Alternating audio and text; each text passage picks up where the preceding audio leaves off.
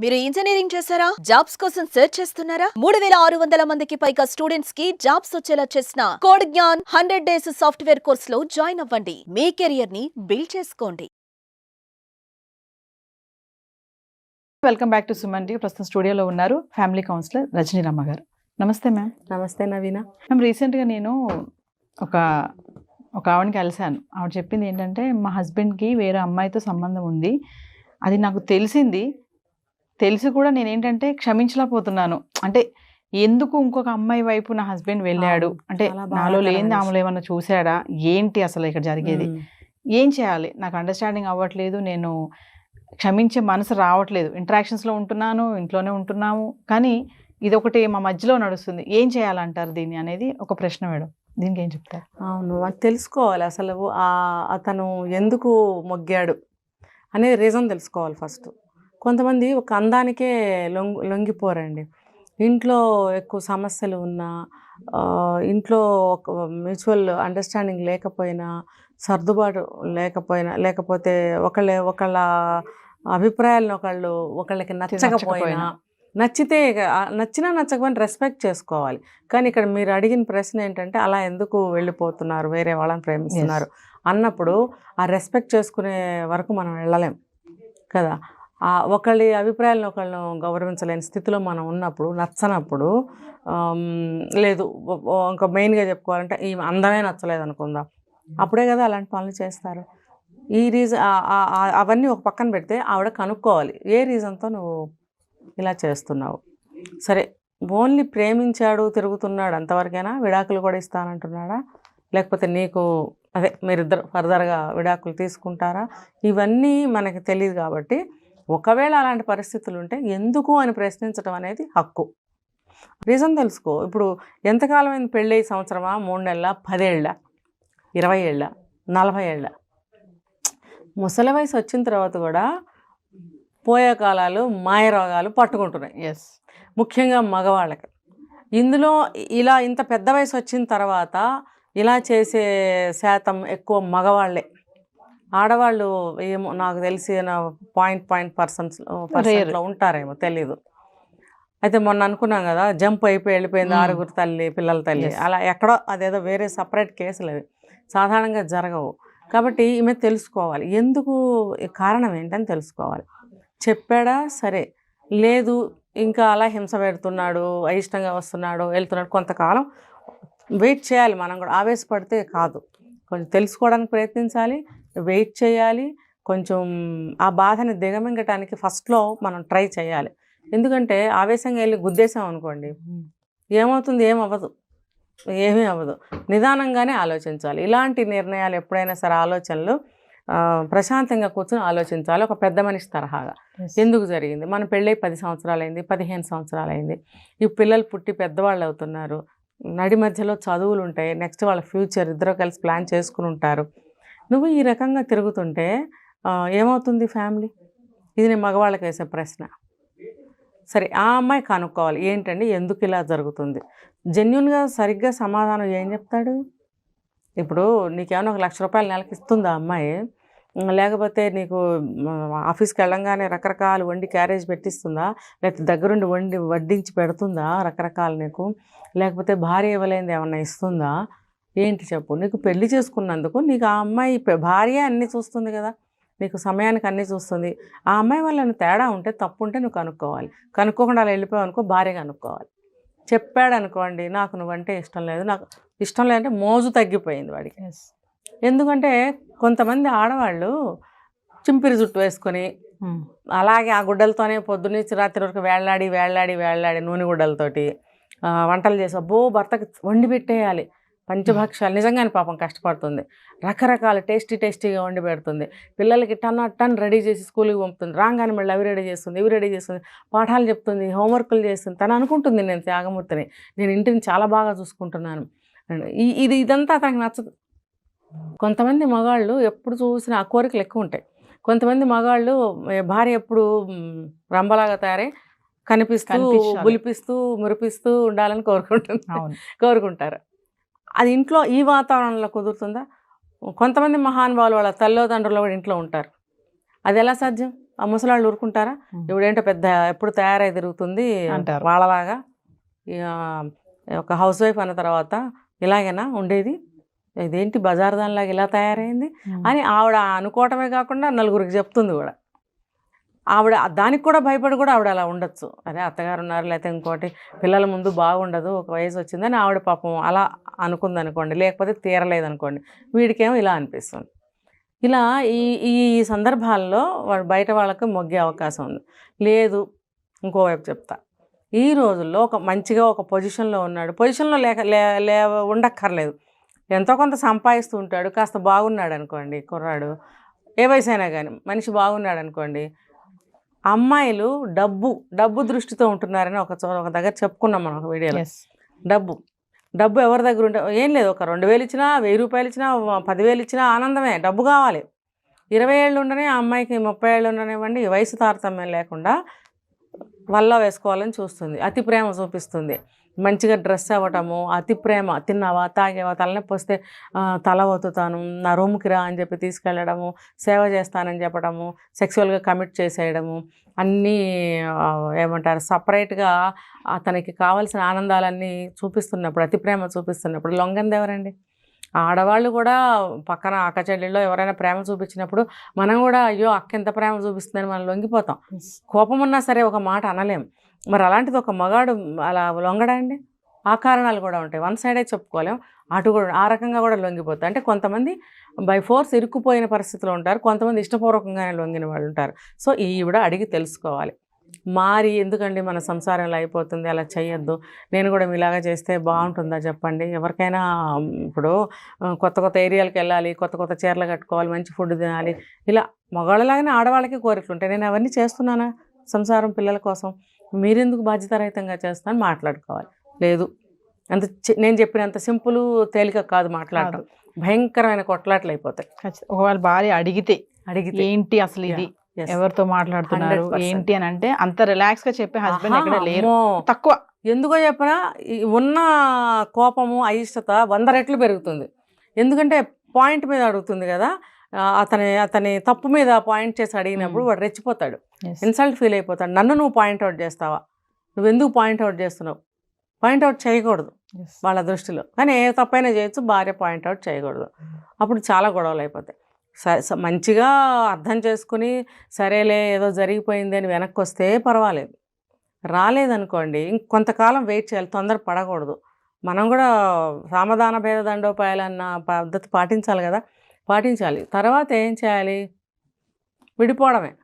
ఎందుకంటే నువ్వు 50 ఏళ్ళు వచ్చేవరకు ఇదేవనుకో, ఇక్కడే నీ లైఫ్ పోతుంది, పిల్లలు వాళ్ళు ఎన్నో కోల్పోతారు, తండ్రి ప్రేమ ఖచ్చితంగా ఉండదు, ఒక తల్లితోనే అటాచ్మెంట్ ఉంటుంది, చదువులు సంధ్యలు, డబ్బు కావాలి, వాడు ఇస్తాడో ఇవ్వడో తెలీదు, వాడు ఇచ్చింది తినటానికి సరిపోకపోవచ్చు, కట్టుఖర్చు పెడతాడు, అవతల దానికి వీడి డబ్బు కావాలి కదా, వీడి వయసు కావాలి, వీడి డబ్బు కావాలి, దానికి 20 అవ్వచ్చు 25 అవ్వచ్చు వయసు, తన అవసరాలు, తన మోజులు, తన ఒక అన్నీ తీరిపోయిన ఒక తృప్తి కలిగిపోయే వరకు ఇలాంటి మగవాళ్ళకి వల వేసే అమ్మాయిలు కొన్ని వేల లక్షల సంఖ్యలో ఉన్నారు ఈ రోజుల్లో, ఇప్పుడు ప్రజెంట్.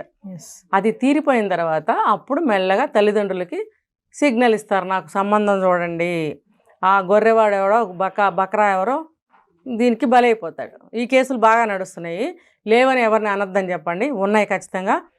60 ఏళ్ళ పెద్ద ఆయన్ని 20 ఏళ్ళ అమ్మాయి ఈ రకంగానే చేసి డబ్బంతా గుంజిన సంగతి నాకు తెలుసు. ప్రతిదీ కళ్ళతోనే చూడాలా మనం.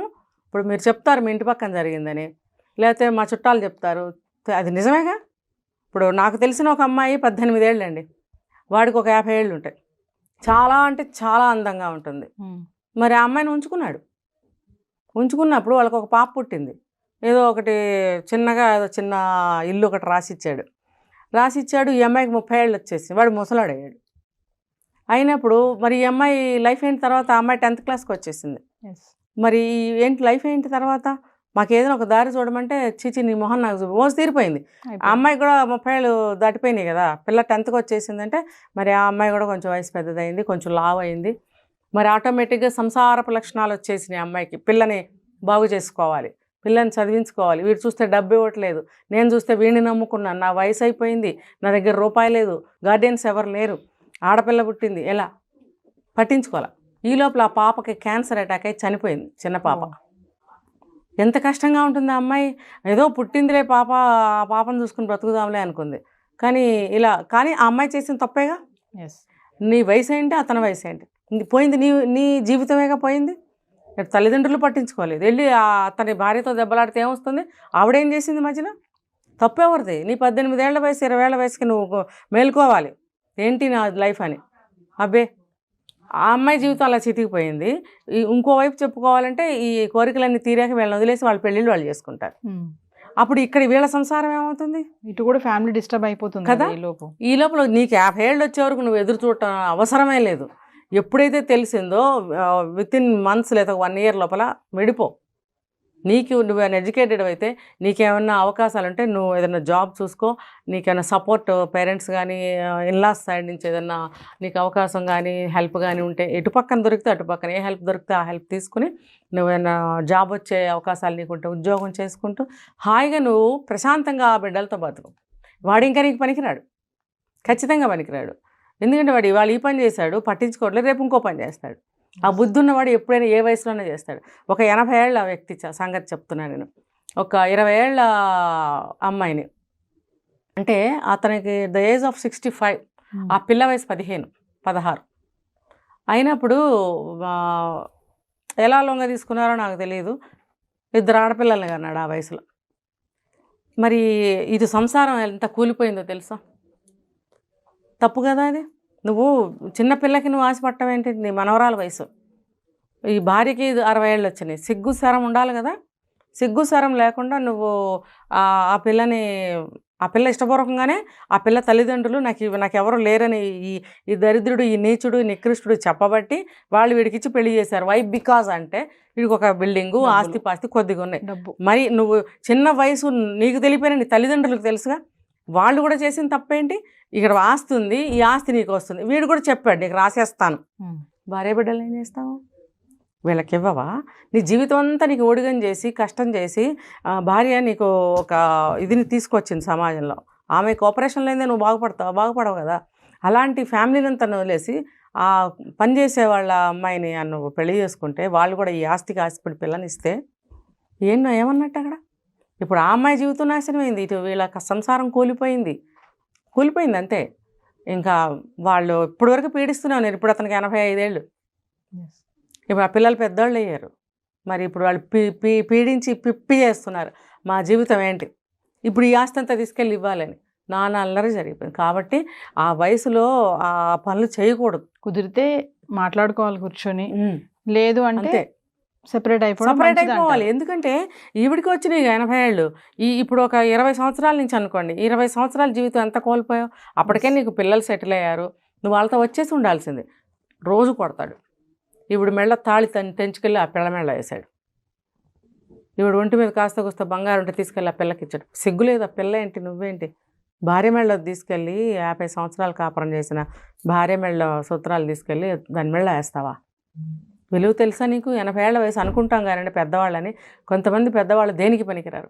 వాళ్ళ దగ్గర ఏ మ్యాటర్ ఉండదు, ఒక మంచి నేర్చుకోవడానికి ఉండదు, ఒక సుభాషితం చెప్పరు, ఒక దేవుడు పురాణం చెప్పమానంటే నోట్లో నుంచి రాదు, ఒక మంచి మాట రాదు. దుర్మార్గులుగా ఉంటారు ముసలాళ్ళు కూడా. వయసుగా ఇస్తాం కానీ గౌరవం, వాళ్ళ దగ్గర ఏముండదు మ్యాటర్. కాబట్టి వయసు తారతమ్యం లేకుండా చేస్తున్నారు. కాబట్టి 60 ఏళ్ల వయసులోనే సరే పిల్లలు నమ్ముకొని పిల్లల వైపుకి వచ్చేటివే. మిగిలిన 20 సంవత్సరాల నుంచి నరకం అనిపిస్తుందిగా. మరి ఎందుకు ఇది? నీ జీవితం అయిపోయింది 60 ఏళ్ళకి. వీడు ఇంకా ఈ ద్రోహం చేస్తూనే ఉన్నాడు. నువ్వు డిటాచ్ అయిపోతే నీ లైఫ్ బాగుంటుంది.